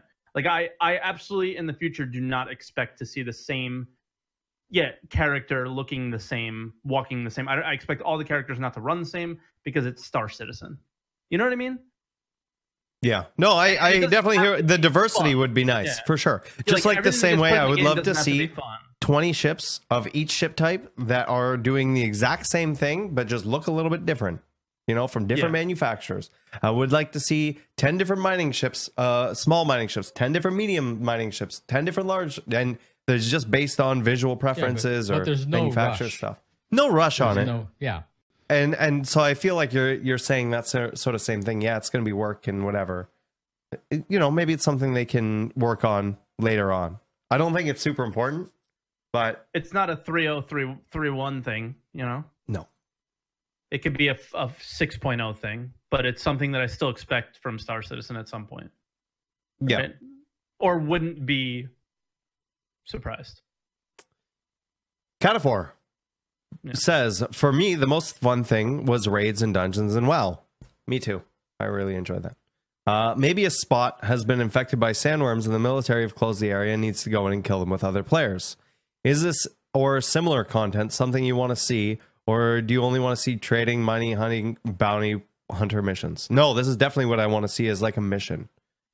But not as like a repeating thing necessary unless it warrants it to be repeated. The military is cordoned off that area and everyone has to go in and put LTI on all the sandworms. That wasn't funny. I need a soundboard so I can like play crickets or things like that, or clapping and stuff. I need to have that. Mission, obviously that type of mission, group mission like a raid, where there's a reason to go somewhere and do something with your friends, and then you get a payout for success. Yeah. That's like a fundamental core of an MMO. So we most definitely need that. Yeah. Yeah, I can't think of anybody who's not going to want to see that in the game. That's your standard PvE stuff, right? So whether the only thing is different, whereas with like raids and dungeons, you could do them over and over and over again. Unless you had something like sandworms were always invading this one military outpost or this one science outpost or whatever, and you had to go help them clear it out of bandits and this worm or whatever. I mean, there's ways for them to make it so it does recur, but it needs to fit in to the lore that it does that. Whereas like with WoW, the raids and the dungeons, they just recurred for the sake of being able to run them every week, and not really a lore reason behind it. Locos. That's bad. Locos says, what location are you looking forward to going to in 3.0 or on the Stanton system in later patches? Crusader. Obviously, like I would love to see how they do the gas tech on a gas giant. Microtech. I mean, yeah, Microtech would be feeling like Canada. Yeah, you guys don't want. You guys don't care about Microtech. I can go outside for Microtech. Yeah. Just drive. I drive to work in Microtech. Oh god. Rathium actually brings up a really good point that you could do like raids or whatever as a co-op mission, similar to Vandal Swarm or something in Star Marine, or in like a combined arms Star Marine thing. If they made it as like this is an in-game video game. Right, and you can do this mission over and over and over again. That would be one way of doing it, like a simulator. Yeah, like a simulator that does some different raids and stuff. That would be kind of cool, actually. Eben Nexus says, should CIG use other units of measurements besides meters and kilometers? We see units even now in Evocati leaks of seeing several hundreds of kilometers between. We have that now without the leaks. Something like AU or megameters. I think that AU would make more sense than megameters. Yeah, a light year. Yeah, or light years. Yeah. Would be better. Yeah, I don't know. It definitely makes a lot more sense than saying 10 million, 1,000 trillion kilometers. Like right. That doesn't make any sense. I think a light year would be the next step. I don't know about AU because AU is the distance from the sun to Earth, right? 9 minutes. Yeah. So I don't know if that would be a standard measurement for them in terms of the game lore. Would be cool though if they could figure that out and do it that way, or if they do it via light years, I imagine is what they're going to do for those really long distances. Or you could just do it in minutes. Minutes at 0.2. It'll be 10 minutes. You know? Yeah, but that can get confusing. Of course. Especially with the different ship speeds and stuff. The speeds, for sure. Yeah. No. If it was a constant, man, that would be too easy. I'll be there in 10. Samuel AII says, hello, Redacted. Thanks for the podcast. You're welcome. Will there be a system in place that is faster than Quantum, but be like speed lanes in the Pass Roberts games like Freelancer? Thanks, Redacted. Yes. We're going to have jump points, which are like wormholes. 4.0. Yeah, well. 4 point we hope. Future. We hope. 3-point future. But yes, that is something that they're working on. And there was a video that was published a long time ago where they were playing with how that would look. Yeah, and they want it so you manually navigate them and stuff like that as well. You have to fly it. You have to explore at least the first time. Chart. Right. And then your computer will take over. So it's a nice follow-on gameplay that is constantly needing to be updated. Our next question is from Mobster Montana. How do you think the new Gladius with the new stats on the armaments compares with the Buccaneer now? And this is for Noobifier. This is definitely for Noob. Yeah. Buccaneer, to me, the Buccaneer is a cheap, really strong ship that'll come apart soon. To me, the Gladius is... So the Buccaneer, by its lore, is made by Anakin Skywalker on some shitty planet somewhere. And the Gladius is a military ship. So one should be more resistant, one should last longer, etc. So from a durability perspective, I think the Gladius will still outperform, but I do think that the Buccaneer will still be quicker, accelerate faster, but it's going to glow on your radar. There's going to be some serious penalties, like not having an ejection seat in a game that has permadeath. Come on, that's like mega. Hopefully that answers the question. I don't know if it did or not. Yeah, there we go. Ubi Montreal Legion says, will there be an oxygen system in the Outpost included in 3.0? After seeing a live demo from Gamescom, it seems there was no oxygen in the Outpost they went into. So actually, something that I was reading, and take this with a grain of salt or whatever, but was that they were just removing the abandoned outposts, where they were removing atmosphere from them, and they were adding atmosphere to some of the ships that didn't have it properly. I think that your suit, they said that, is this right? They said that your suit will just automatically fill up slowly while you're in somewhere that's breathable. I can't. Was there something? That. I don't know. For some reason, I thought they brought that up at some point. I do know that for the purposes of the demo, the Gamescom demo, they were using accelerated depletion rates to show the system working. To show it working, yeah. But as far as regeneration is concerned, obviously your suggestion is extremely plausible, and many games do that you just get into atmosphere and it redoes itself. But the other thing is you could have to go look for little cartridges, right? I don't think it's going to be super punishing of a system, or else it won't be fun, and that ultimately is a concern. But the mechanic has to be light and still have that causality that you have to think about it and manage it. Mm-hmm. There you go.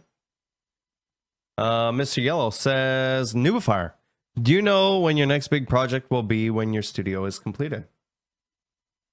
Today. You're finishing your studio today? No joke. No joke. The foam is done. If you're on Twitter?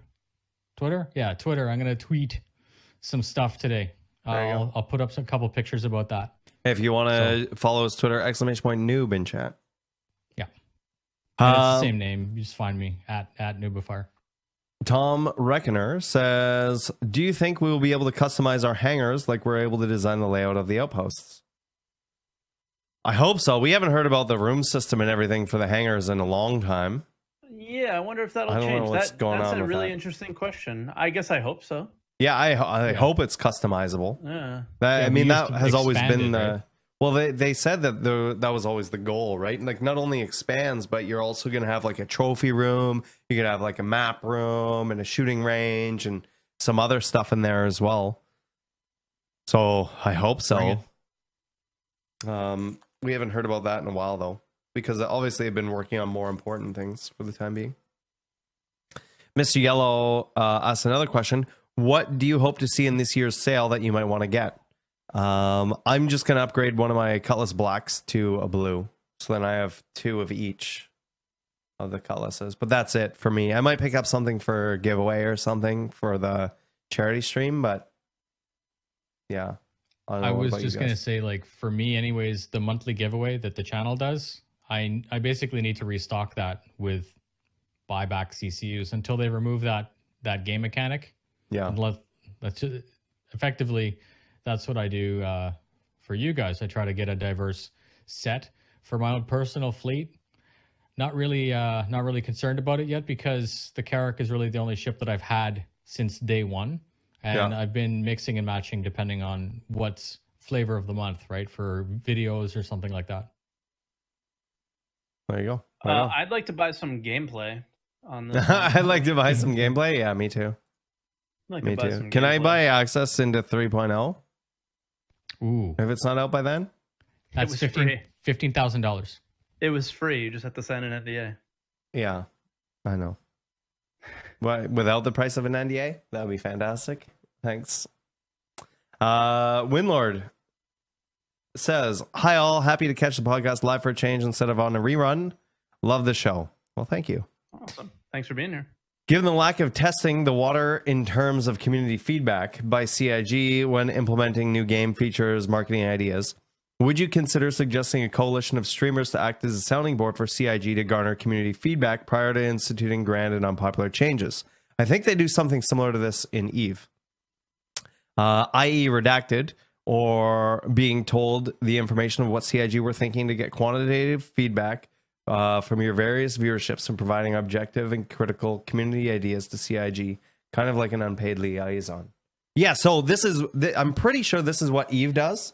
So what they do is they get it's actually voted on. So they get the community to vote on a group of people from throughout the community that they share things with them, and then they sort of act as a council in between the community and the company. And then in return, what they do to say thanks is they fly them out to all, and they pay for all hotels and stuff and fly them out to all their events. But hell yeah, that's what EVE does. I'm just saying that's what EVE does. But yeah, I mean, having sort of it wouldn't necessarily be everyone from Redacted or something like that. It would be like, okay, who's interested in doing this? And then you would have a community vote on them. Doesn't have to be content creators, so that's the funny thing is, like, I'm not any different than anyone else in the community. I just make videos. So really, what's my opinion? When I think of the EVE ones, for example, it's more like the EVE ones, I don't even know if there's any content creators that are in it, but I know that it's like some of the higher ups and some of the bigger orgs and things like that. So that are on the council. Twerk 17, do you think we should have a Hello Kitten skin for our gun? No. But I'm also a little bit confused about this. I'm not confused, but I am. We have a number of community managers that are supposed to be the liaison between the community and the team that are already getting paid. Yeah, right. And the answer, but then at the same time, there's no chance they fucking play the game. They play the game, but there's no chance they play the game on the same level. Those EVE players play the game that represent it. I'm pretty sure EVE still has community managers and stuff. Yeah, but probably one. Sure. But yeah. So let me feel this. If anyone at CIG wants my opinion on anything, message me, please. My time is your time. And I'm sure that that's not an uncommon thing. If you want to ask me, do I think the community needs Star Kitten? You probably don't want to know my answer, but... Right, and I think it wouldn't be about specific things like that, because that's irrelevant, right? And that's a bad example.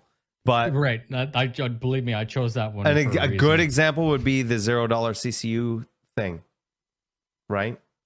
Another good example would be $5 a thing like what we talked about earlier. Do you think that it's better for us to put out more players and lower frame rate, or higher frame rate and less players? You know, things like that. I think here's my answer to that. They already have it. It's the Evocati test group. Right. There you go. It's the Evocati test flight. They already have it, and they don't have to pay anybody. They don't have to fly anybody anywhere to do it. Right. No, I'm not saying that, listen. I want to be very clear. I'm not saying that they need to do that. And I think you're saying that's the way Eve does it. I'm just saying that's how Eve does it. I just know that Eve's the only game that has that sort of liaison group in between. Ultima Online does too. Do they? Okay, that was the only one that I knew of that was like popular. Well, Ultima Online isn't popular, obviously, but yeah. It was, yeah. Yeah. But I mean, I don't think it's a bad idea. Have it. It's the Evocati test flight. I don't think it's, but yeah, I guess. Do they ask people questions? Sure. Not breaking fucking any NDA there. Those are literally their most active players and their most active testers. Yeah. Right. So the people that are the most interested in doing exactly that, like in-game issues with the game, those are the people that do that. Evocati is such an elite group. Tactical says in chat, Tactical Ace. Mm-hmm. Yeah, maybe people act a certain way in there, but so are the people in that Eve situation that Source is talking about, right? Those are the elite people in that game, and those are the people that spend the most time playing the game. Those are the people that have the most relevant input on that game. Now, sometimes that input might not be what you're interested in, right? Like I can give an example of certain orgs in this game have so many people in them or are so loud with their voices that they tend to be heard more than other people, right? That's what's going to happen. That's probably what happens in Eve in that situation. Those are the biggest orgs. They have the loudest voices, and ultimately, especially in a subscription model game, those are the people that matter the most, like in Eve, right? Ultimately, the company is going to have to deal with one universal truth, and that's that you can't make everyone happy all the time because everyone has an opinion. So what you're trying to do is hit the biggest area with the biggest hammer to make the most people happy at that time. You'll always get salt. You'll always get people that are poo-pooed on and very frustrated. And I see that in my channel. I'm sure you guys see that in your stream. You know, you try to get the most happy that you can, and you're going to have to accept that there's going to be some people that are upset. Right. Yeah. So basically the answer to your question is yes, we all agree that we think that should be there. But it is already kind of there with Evocati. Fug, F-U-G, you the potato, says, will self-land hangers be in the PU in 2018? I don't know if hangers are going to be in the Precision Universe in 2018. I don't work for CIG. I sure hope so. I hope so, but I have no idea. That means that we have made a lot of progress, I feel like, then, right? Well, it would be good for more of the persistence and stuff like that as well. But that means we have like and the areas on planets where we land our ships and they go inside of a hangar. Yeah. That would be cool.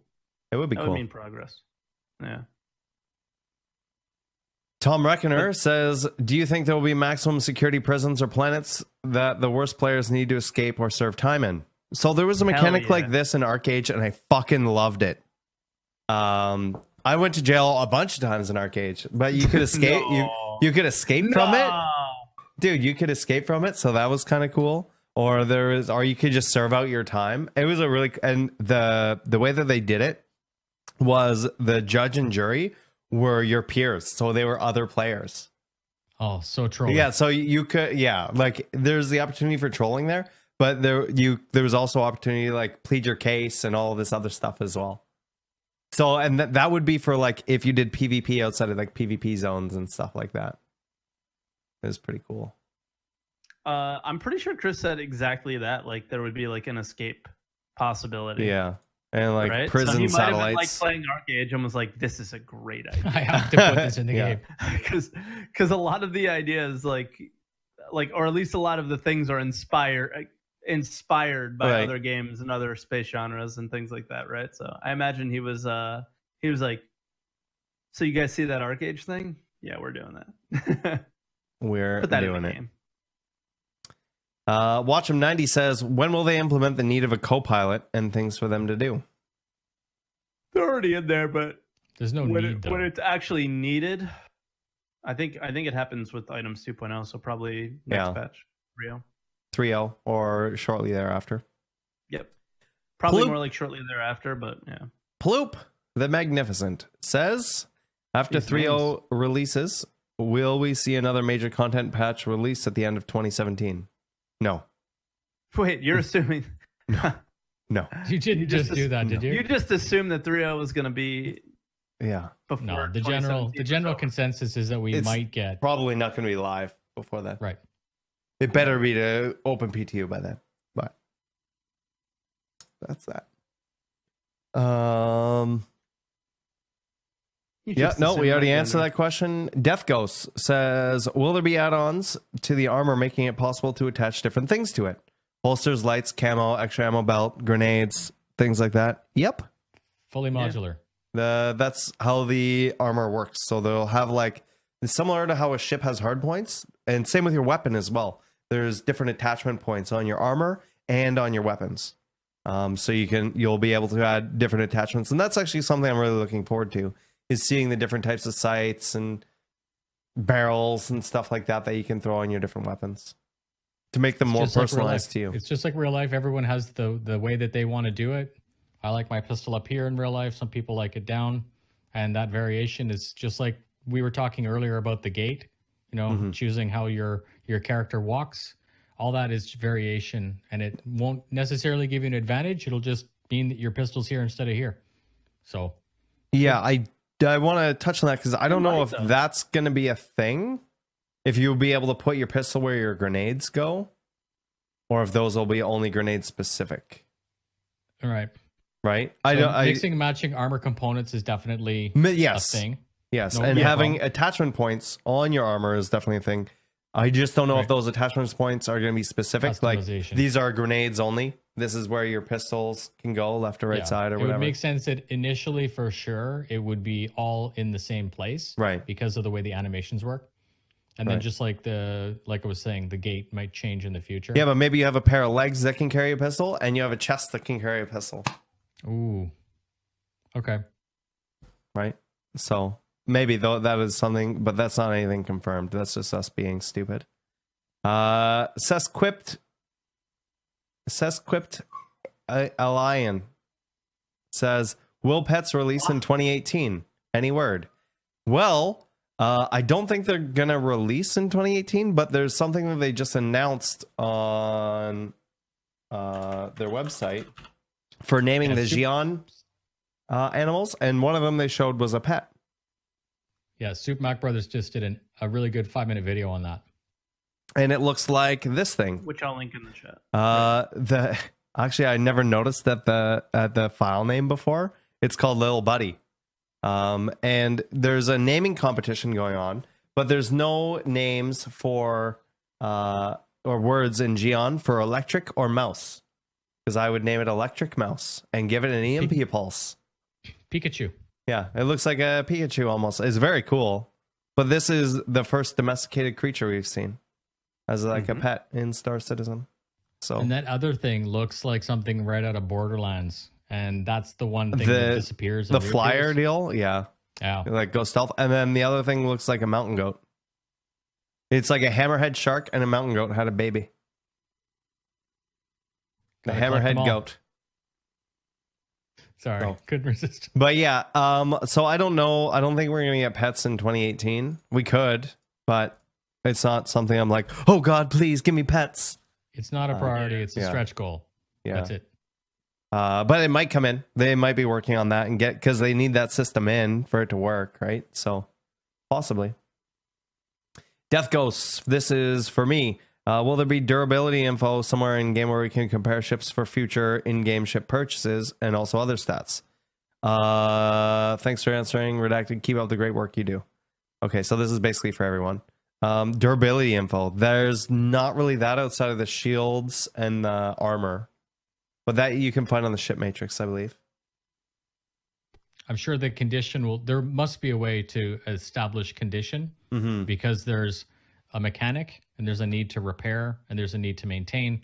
So there's going to have to be some kind of metric to tell you how much durability your you engine's have. about to explode. You better take it in. In your multifunction display, there should be something that reads and gives you that information. If not now, at least some point in the future. And our last question for the podcast. Even though we thought this was going to be a slow one, we still managed to fill out 2 hours.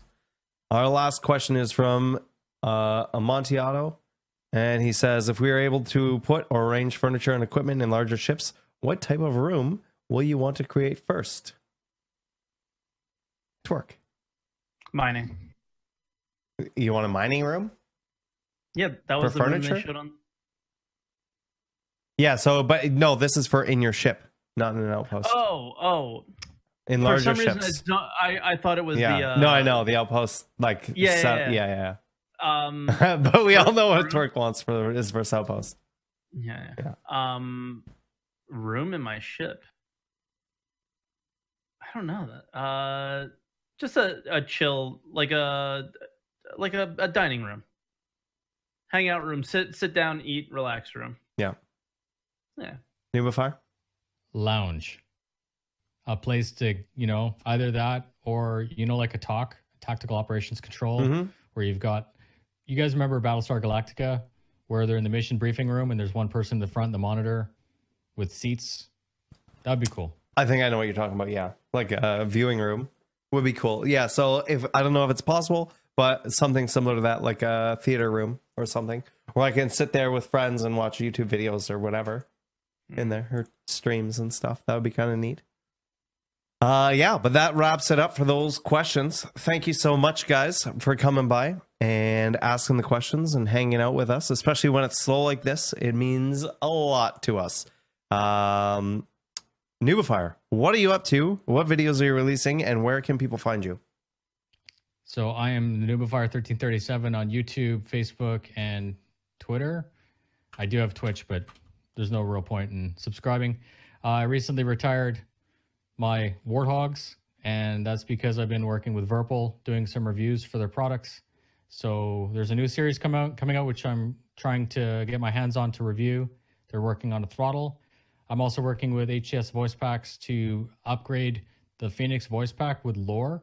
So you'll be able to say stuff like, Phoenix, tell me about Hurston, and all the voice and all the lore will come out for Hurston, giving you a little bit more like that. I'm going to continue to work on the ship's stats pages, and of course, tear the ass out of anything that comes out of CIG that I want to talk about. Cool. Thank you for your support. There you go. And there's links are in chat. Make sure you subscribe to him on YouTube and check him out on the Twitters. I don't know why I said it like that. Twerk, what are you up to, and where can everybody find you? Tomorrow is a big day. Not tomorrow's stream necessarily, but Friday's stream is going to be a big day. Life is Feudal goes live beta. That's the game tomorrow. I was thinking of the other day, and I couldn't think of the name. So if you had Life is Feudal your own, you have Life is Feudal MMO. It goes live beta for me tomorrow. It's an MMO? The big package. It is now an MMO, yes. Massive, huge fucking game. One server, that's it. There's a bunch of servers. Like there's I think like 50 something servers that are the size of your own server, and you cross the server line seamlessly. I've been playing it because I was playing it during my shitty internet time where I couldn't stream it. It's slow. It's really slow paced. It's a great game to like chill out on. Watch a movie and hang out and just move some dirt around and shit. But the coolest thing was I play with a really large group of people. It's like 100 people.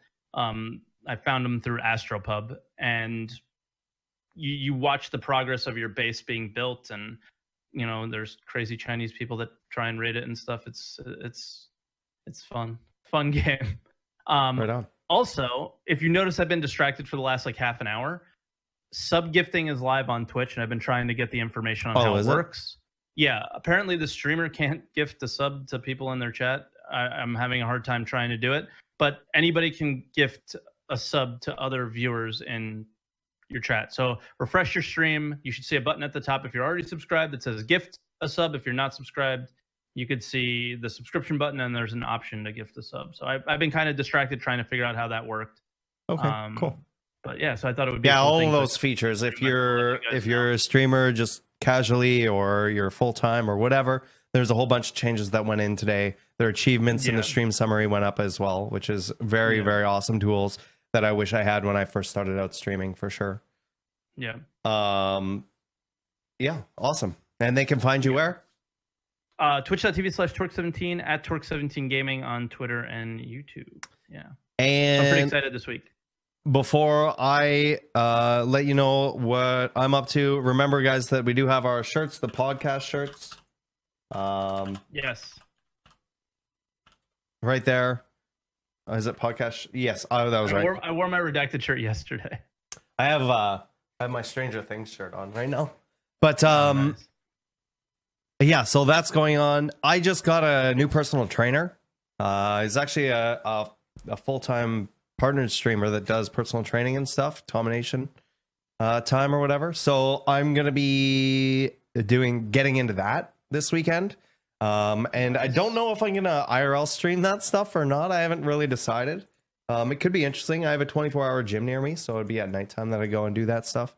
But whole diet change, whole gym stuff. I'm like 110% when I go into stuff, as you guys probably know by the stream. You were gonna say you're 110 pounds. No, I'm not. I'm like 180 I've pounds. met you. Yeah. But we're gonna get jacked, and I'm excited. And I'm hoping it's gonna improve my overall mood. I'm hoping it's gonna improve my sleeping patterns and all of this other stuff, which is really important as well. Because I've been sort of all over the place. As you guys know, I've been streaming a lot at nighttime now and daytime, and like I don't. You're streaming on my when I start streaming, I'm like, where do you sleep? Like, what is the matter with you? No, I haven't been sleeping at all. That's why like, I've been doing it. I'll go live and I'll see like WTFosaurus went live like 10 minutes later, and I'm like, what the fuck is this guy doing? He never sleeps. It's not healthy. He's a machine. Or he's just not a human. Yeah. That. I mean, I've never looked inside of my guts before, but I'm pretty sure it's just mechanical parts. Yeah. Yeah. I'll be jumping on later on this evening. I'm gonna go. My doggy is whining and crying right now. Other than that, still same thing. Whenever 3.0 drops to the PTU, I'll be doing a 24-hour charity stream. Yeah, you can find me on twitch.tv/WTFosaurus and on twitter.com/WTFosaurus. This podcast will also be going up on the Redacted YouTube channel, which it's streaming to right now if you're watching from there. Hello. Yeah. Hi, YouTube. Hi, YouTubes. We will see you guys next week, the week of the beginning of the anniversary sale. Thank you so much for coming by, guys. It really does mean a lot, especially when things are slow like this. Take care, and we'll see you guys later. Bye. Bye, guys.